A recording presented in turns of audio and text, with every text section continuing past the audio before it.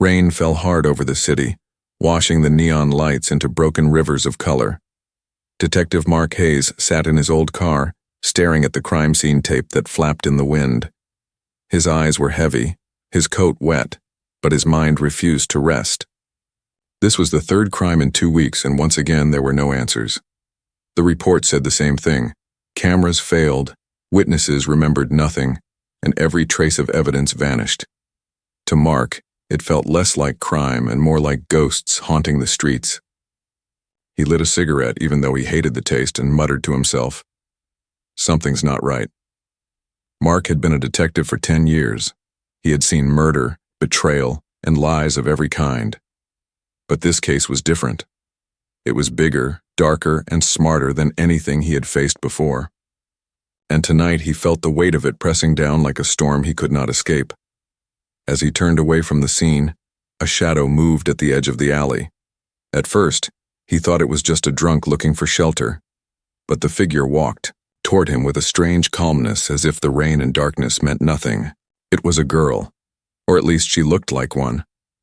Her skin had a faint silver glow under the streetlight, her eyes sharp and bright, and her hair fell wet across her shoulders. She wore no coat, but the cold did not touch her. Mark reached for his gun, his instincts tight. "You shouldn't be here," he said. The girl tilted her head, studying him. Then she spoke, her voice clear but soft. "You're looking for truth." Mark froze. "And you know that how?" She stepped closer, and for the first time he saw something different in her face. Not fear, not confidence, something else, something not human. "I can smell it," she whispered. Mark almost laughed, but the way she said it made him uneasy. "Smell what?" "Lies. Secrets. Betrayal. The truth always has a scent. Stronger than blood. Stronger than smoke." She looked past him toward the crime scene. "And tonight the air is full of it." Mark's cigarette slipped from his fingers.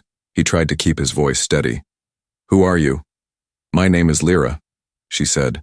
"I am not from your world, but I know what hunts your city." The words hit him like cold steel. Aliens were not a new idea. People whispered about them in bars, on late-night news, in conspiracy files the government laughed at. But standing here, Mark realized it wasn't a story. She was real. He narrowed his eyes. "If you're telling the truth, then tell me what happened here." Lyra closed her eyes and inhaled slowly, as if the rain itself carried voices. Then she spoke. "Fear. Someone trusted the wrong person, someone close. They came here thinking they were safe. But the air turned sharp, poisoned by betrayal. And then silence. No struggle, no cry. Just silence." Her words painted the crime in a way no report ever could. Mark felt his chest tighten. She was describing what the police could never see, but one thing bothered him. "Why tell me this? Why me?" Lyra looked at him with eyes that seemed to cut through the dark. "Because you want the truth more than you want safety. I can smell it on you. You will not stop. But alone, you will fail. Together, we might stand a chance." The rain fell harder, pounding against the street, as if the world itself wanted to drown their words. Mark thought of the last detective who had taken this case. He had gone missing, vanished without a trace. Everyone said he quit. Mark didn't believe it. And now, here stood an alien girl who claimed she could smell the lies behind it all. He felt a war inside his head. Trust her, and he might walk into a trap. Refuse her, and the case would go cold forever. Finally, he sighed. "Fine. But if this is some trick, if you're playing me, you will know," she interrupted. "Because I cannot lie. My kind is cursed that way, and cursed to smell lies all around us." Mark stared at her, searching for weakness, but saw none. She was serious, deadly serious. A sudden noise broke the silence, a faint hum above them. Mark looked up. A small drone hovered in the rain, its red eye glowing. It had been watching them. "Damn," Mark muttered. He pulled his gun. The drone spun away into the darkness, vanishing as quickly as it appeared. Lyra's voice was steady. "They already know you have me." Mark turned back to her, his heart pounding. "Then I guess there's no turning back." The rain washed the last ash from his cigarette into the gutter as he and Lyra stepped together into the shadows of the city. Behind them, the crime scene tape shook in the wind, warning anyone who dared to cross. But for Mark, the real danger had only just begun. Mark didn't sleep that night. He sat at his desk in his small apartment staring at the city lights outside his window. The drone, the crime scene, and the strange girl, Lyra, played over and over in his mind. He wanted to believe she was crazy, just another lost soul in the city. But something in her eyes had cut too deep, something real. By morning she was still there, sitting quietly in the corner of his apartment. She hadn't asked to come in, she had simply followed him, silent, like a shadow. Mark made coffee and offered her a cup. She sniffed it once and set it down untouched. "You humans hide your tiredness in bitter water," she said softly. "Helps me think," Mark replied. He rubbed his eyes. "So you gonna tell me what you really are? Or do we keep playing this game?" Lyra met his gaze. "I told you the truth. My kind are seekers. We live by the scent of honesty and the stench of lies. It is not a gift. It is survival. On my world, lies can kill." Mark frowned. "And on this world?" Her eyes darkened. "Here, lies are everywhere. Your air is heavy with them. You breathe them without even noticing. That is why I am here. Something from your city is twisting the truth until it dies." Mark leaned back in his chair.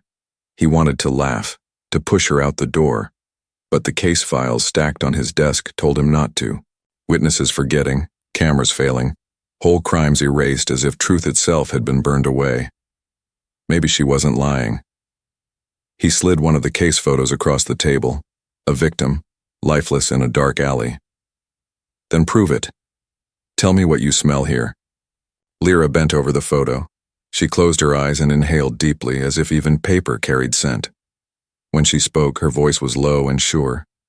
He trusted the wrong woman. She promised him safety. She gave him death. The scent is sharp, like iron broken in half.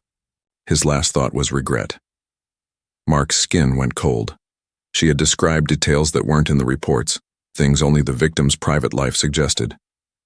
"How the hell do you do that?" he muttered. Lyra shook her head. "I don't see. I don't guess, I smell. You asked me to prove.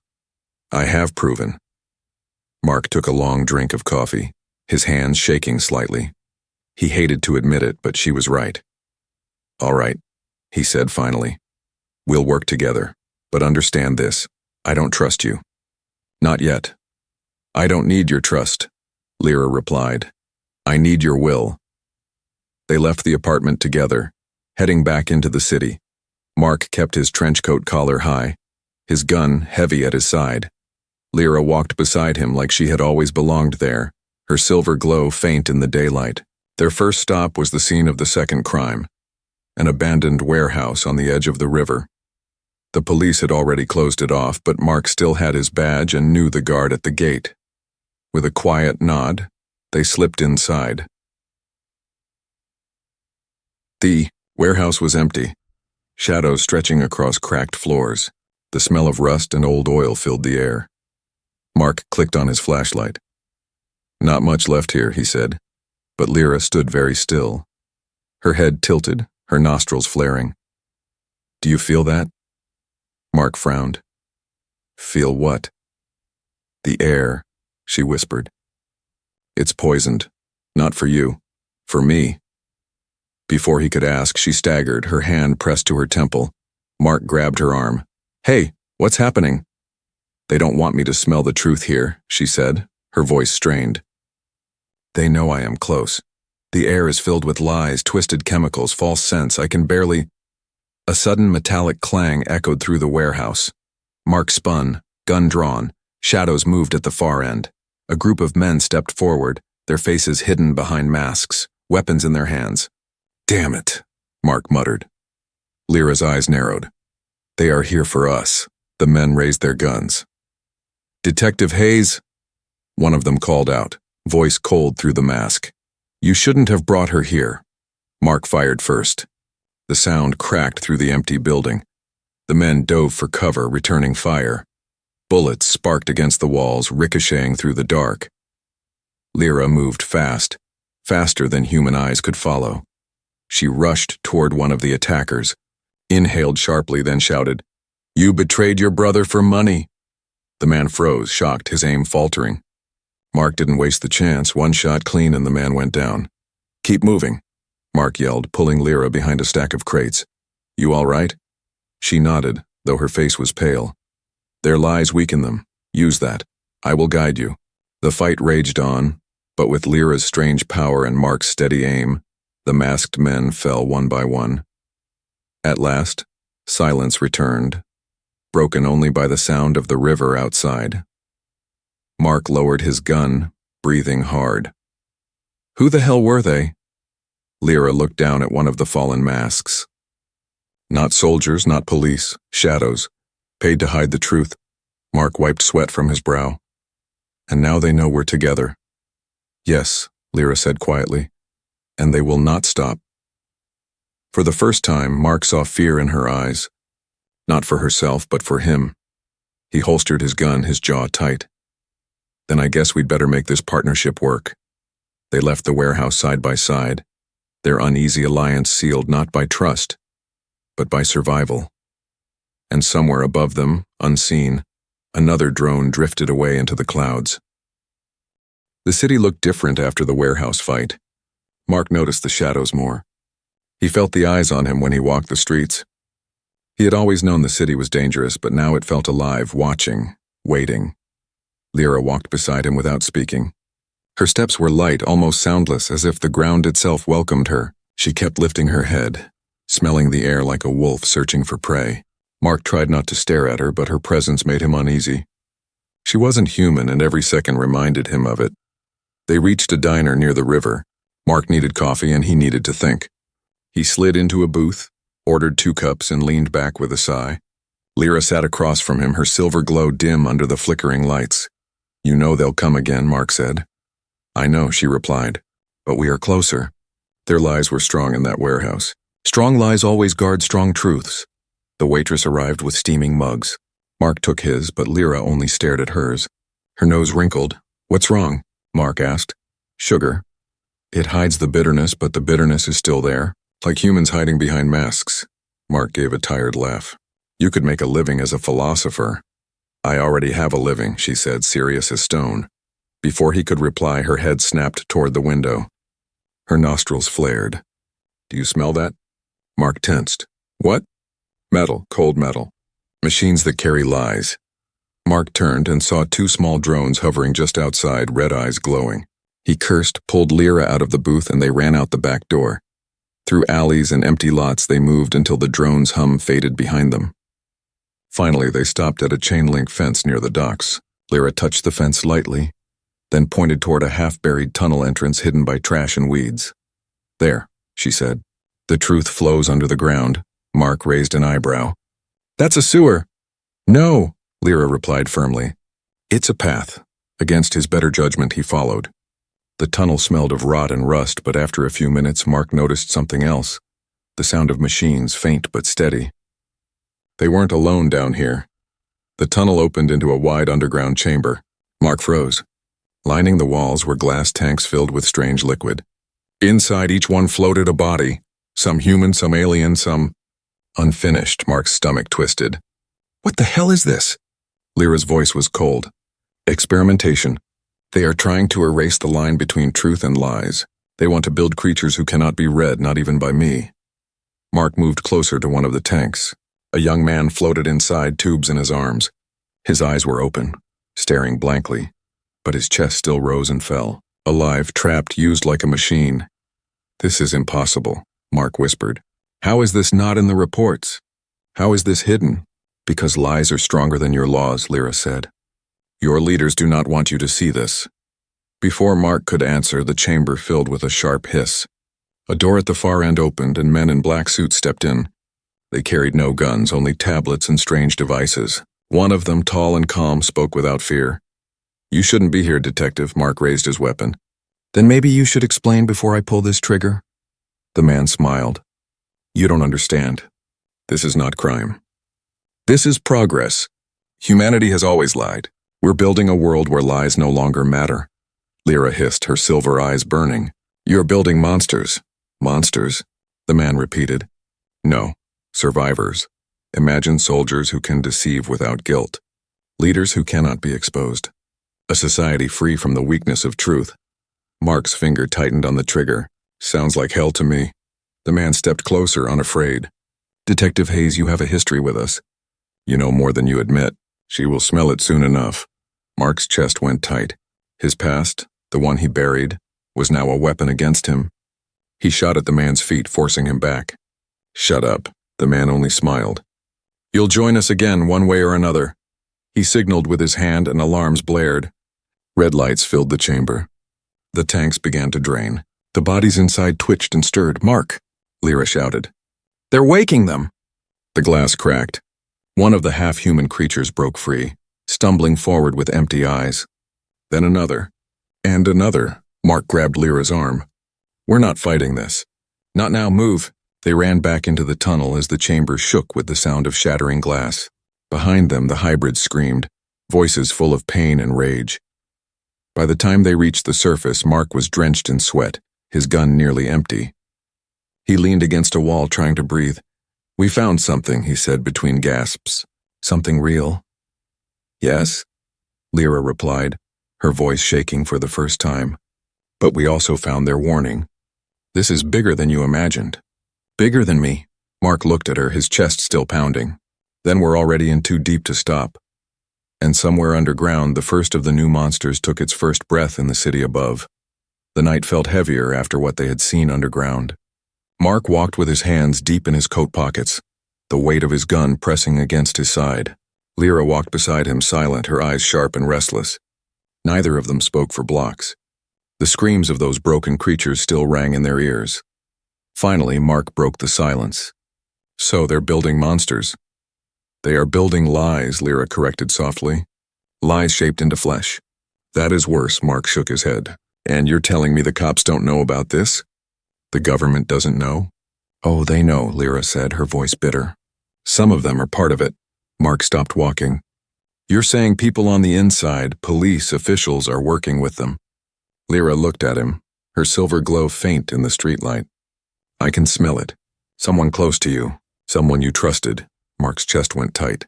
He wanted to argue, but deep down he knew she was right. His gut had been telling him the same thing for weeks. Someone had been feeding his moves to the enemy. Before he could reply, the sound of footsteps echoed from the alley ahead. Shadows moved, too many. Mark pulled his gun instantly. "Ambush," Lyra whispered. Figures stepped out, blocking the street. Masked men again, but this time more organized, their weapons already raised. And from behind, more footsteps closed in. They were surrounded. Mark's mind raced. Fight or run? Running wasn't an option. The leader of the group stepped forward. His mask was gone. He was a man Mark recognized, a detective from his own precinct. "Carver," Mark growled.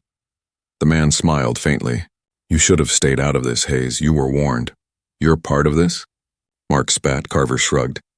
"Part of survival. The city is changing.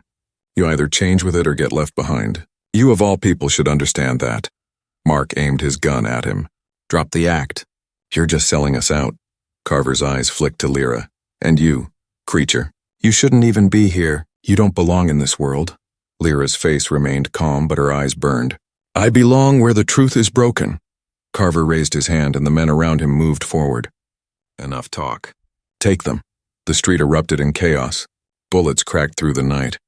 Mark dove behind a parked car, returning fire. Glass shattered. Sparks flew.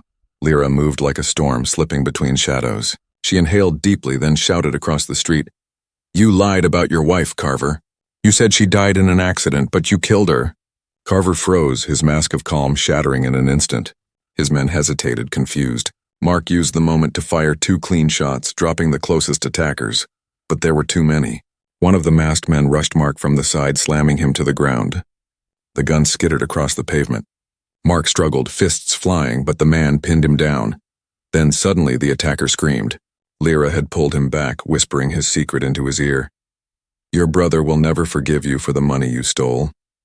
The man broke, panic flooding his face, and he ran into the shadows. Mark grabbed his gun and staggered to his feet. "We need to get out of here." But Carver wasn't finished. He raised his weapon and fired. The bullet grazed Mark's shoulder, burning hot. He stumbled, pain shooting through him. Lyra rushed to him, catching his arm. "Mark," he gritted his teeth. "I'm fine. Keep moving." Together they fought their way through the circle, Mark's gun barking, Lyra breaking men with their own secrets. By the time they reached the far end of the alley, only a few attackers were left standing. "Carver among them. You can't run forever, Hayes," Carver shouted. "You can't hide from what you are." Mark's heart pounded. The words cut deeper than the wound in his shoulder. Carver knew something Mark had kept buried, but there was no time to ask. Sirens wailed in the distance. Police cars were coming now, Lyra hissed. She pulled Mark into the shadows, and together they disappeared into the night. They didn't stop running until they reached an old train yard. Mark leaned against a rusted rail car, clutching his shoulder. Blood soaked through his coat. Lyra crouched beside him, her voice low but steady. "You are hurt." "I've had worse," Mark muttered. But his eyes were fixed on her. "That thing Carver said. About me, what did he mean?" Lyra's expression was unreadable. "I do not know. But I smelled it, Mark. He wasn't lying." Mark closed his eyes, his chest heavy. His past, whatever piece of it Carver had revealed, was catching up. And now Lyra knew there was something he hadn't told her. She stood slowly, looking out at the dark yard. "If you keep secrets from me, this partnership will end. I cannot walk with someone whose truth is hidden." Mark met her gaze, his voice hard. "Then you'll just have to trust I have my reasons." But Lyra said nothing. She only turned away, her silence heavier than the night around them. For the first time since they met, Mark felt the ground beneath their uneasy partnership begin to crack. The train yard was silent long after the echoes of sirens faded. Mark pressed a rag against his shoulder, his breath sharp with pain. The wound wasn't fatal, but it burned like fire. Lyra stood a few feet away, watching him, her silver glow faint in the darkness. She hadn't spoken since their escape. Finally, Mark broke the silence. "If we keep running, we'll be hunted until we're dead." "We need a plan." Lyra tilted her head. "A plan will not save you if the lies around you are stronger than your will." Mark gave a tired laugh. "You've got a way with words, you know that? But I'm not asking. I'm telling. We either set a trap or we end up in one again." She stepped closer, studying him with those strange eyes. "You are bleeding, Mark, yet you think of traps. Humans are stubborn creatures. That's what keeps us alive," he muttered. They found shelter in an abandoned rail office. The windows were shattered, the floor littered with old papers and rusted metal. Mark sat at the dusty desk, spreading out the case files he had grabbed from his apartment earlier. Lyra circled the room, sniffing the air as though the walls themselves might lie to her. Mark pointed at the files. 3 victims. Different backgrounds, no connection on the surface. But all of them trusted someone close, someone who betrayed them. Lyra nodded slowly.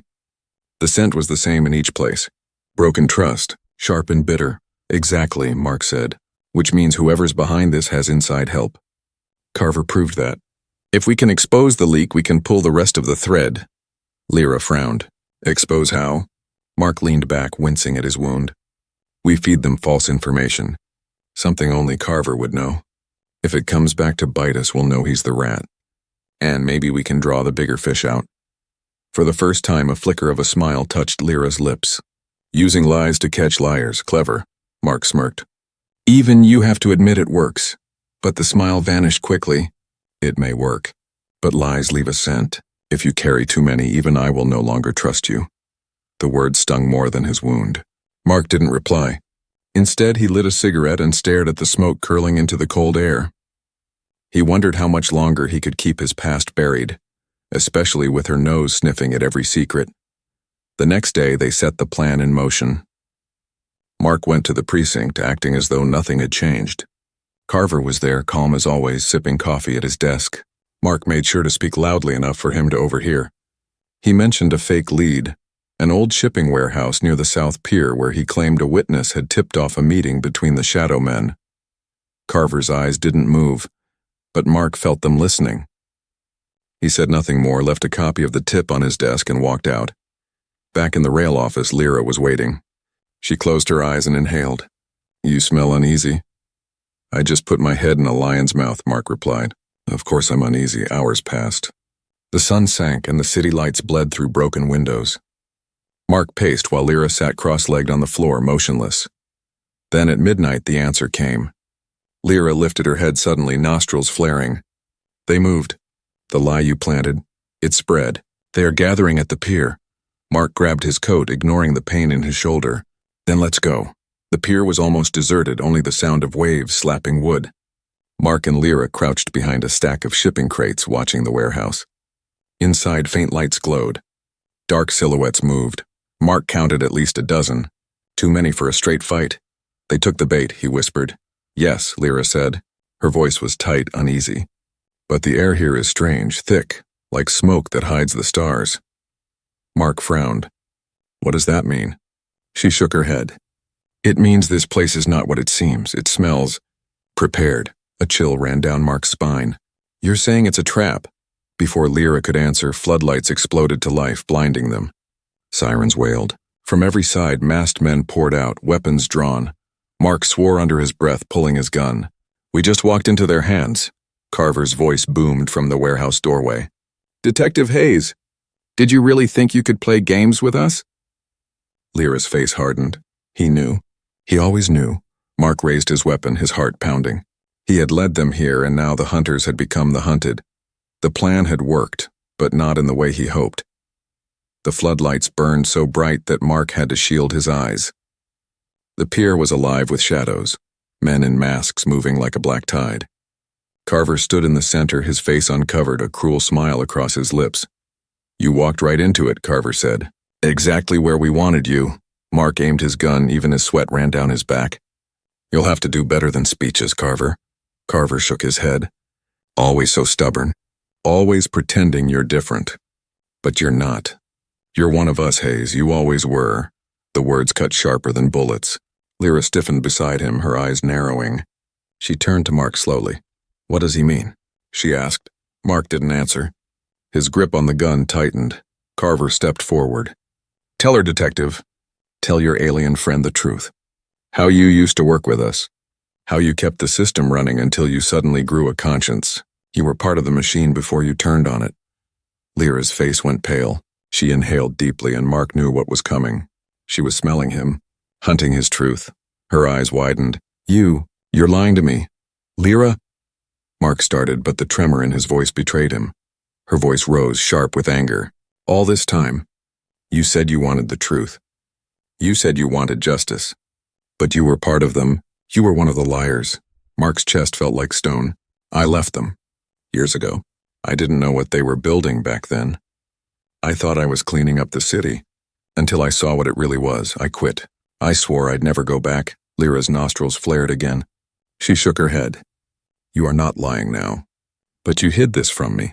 You carried a secret and never told me. That makes you no different from them." Her words hit harder than Carver's bullets could. Mark wanted to explain, to shout, to beg her to understand, but the masked men closed in. Carver laughed. "Look at that. She doesn't trust you anymore. And once she leaves you, you'll be nothing. Just a broken man with a badge and a bleeding shoulder." Mark snapped his gun up and fired.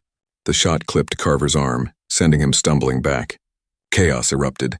Bullets filled the air. Lyra moved fast, but not like before. Her rhythm was broken, her trust cracked. She fought, but every glance she threw at Mark was filled with anger. Mark fired back, dropping 2 men, then ducked behind a crate. "Lyra, we don't have time for this," he shouted. Her reply was cold. "Trust is time, and yours is running out."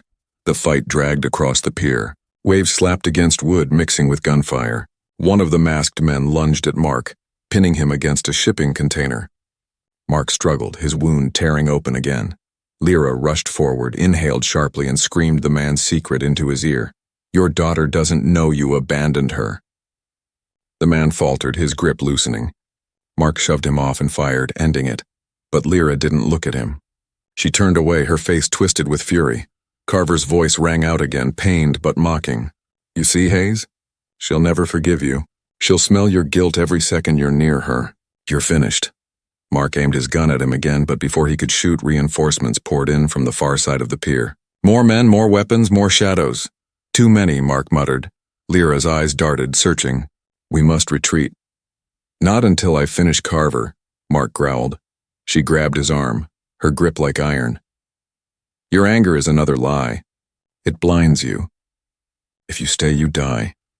For a long second, Mark wanted to resist, to end Carver here and now, but the sound of boots closing in snapped him back to reality. He nodded, and together they broke into the dark, weaving through crates and jumping into the freezing water below the pier. They swam until the shouts faded behind them, until the city lights blurred into silence.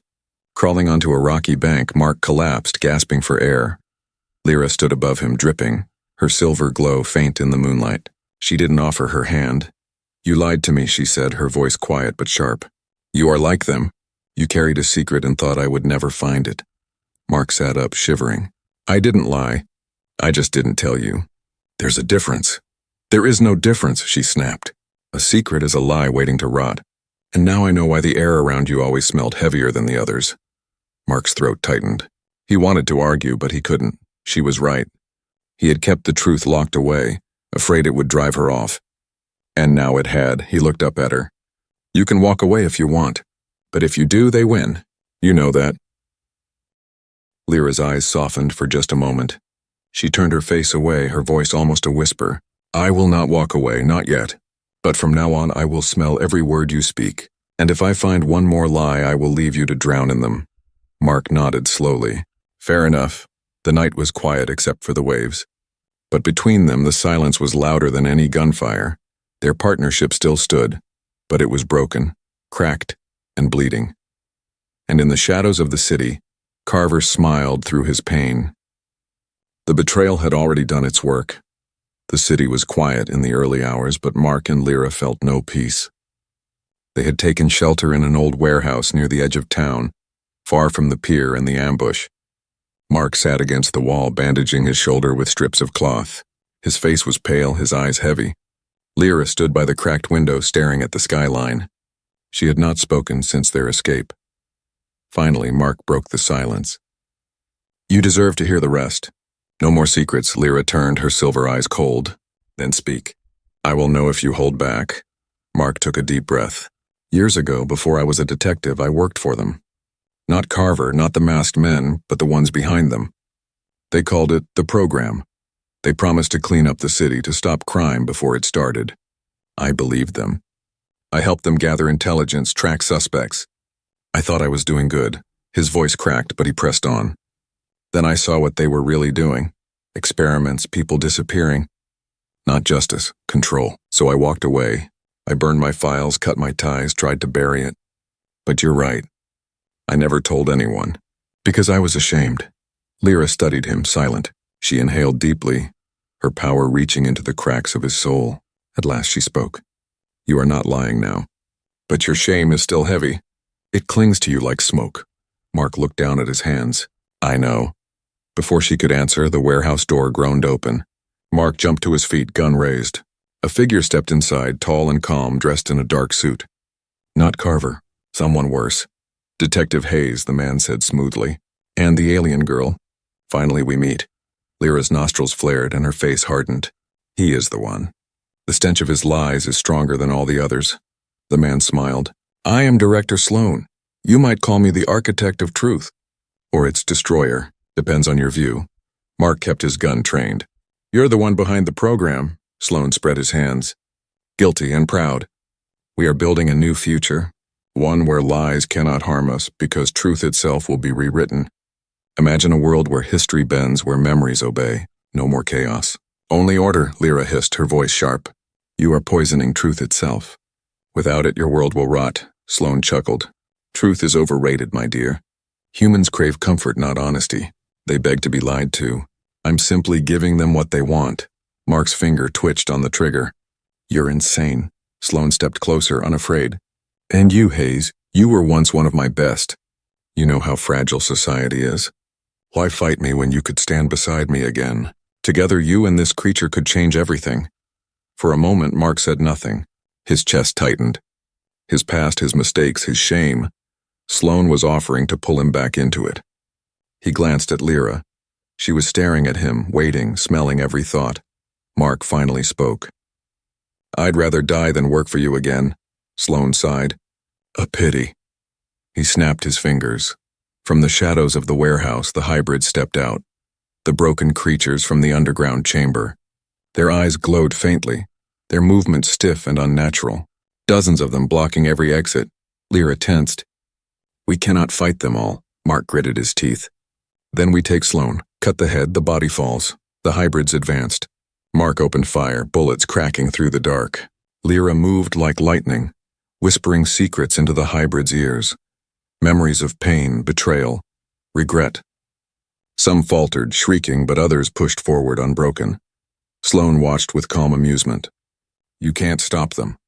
They are beyond lies, beyond truth. Perfect soldiers." Mark's clip ran dry. He cursed, tossing the gun aside. One of the hybrids lunged, pinning him to the ground. Its grip was like steel. Mark struggled, but it pressed harder. Then Lyra was there, pulling the creature back. She pressed her face close, inhaling sharply, and shouted, "You were human once. You wanted freedom." The hybrid froze, confusion flashing in its hollow eyes. Mark shoved it off, gasping for air. He staggered to his feet, blood running down his arm. His eyes locked on Sloane. "This ends now." Sloane smirked. "Go on then, detective, kill me. Prove you're not the liar you pretend to hate." Mark raised a shaking hand, but before he could act, Lyra stepped between them. Her voice was steady, cold. "No. If you kill him now, you carry his lie forever. Let me finish this." She closed her eyes, inhaled deeper than she ever had before. The room seemed to tremble as she drew in every scent, every hidden truth. Then she spoke, her voice a blade. "Sloane, you are afraid of your own creations. Afraid that one day even your lies will not protect you. That is your truth." For the first time, Sloane's smile cracked. His eyes flickered, his calm slipping. The hybrids hesitated, their loyalty shaken by the scent of their master's fear. Mark stepped forward, fists clenched. "Looks like even liars bleed." He swung, landing a brutal punch that sent Sloane crashing to the floor. The hybrids scattered, confused, some retreating into the shadows. Sloane groaned, blood on his lips, but his eyes burned with hate. "This isn't over. The program is bigger than me, bigger than you." Mark loomed over him. "Maybe, but tonight it starts to fall." Lyra pulled Mark back. "We cannot kill him. Not yet. He is proof. Evidence of everything." Mark glared down at Sloane, then nodded. "Fine. But one day I'll finish this." They left the warehouse as the first light of dawn touched the city. The air was heavy, but for the first time it carried something new. Possibility. Lyra walked beside Mark, silent. Finally, she said, "I smell your truth now, detective. It is not clean. It is not pure. But it is yours." Mark gave a tired smile. "That's all I've got." She looked at him, her silver eyes calm. "Then I will stay. For now." The city stretched before them, broken but alive. And somewhere in its heart, the program waited, its lies still spreading. The fight wasn't over. It had only just begun.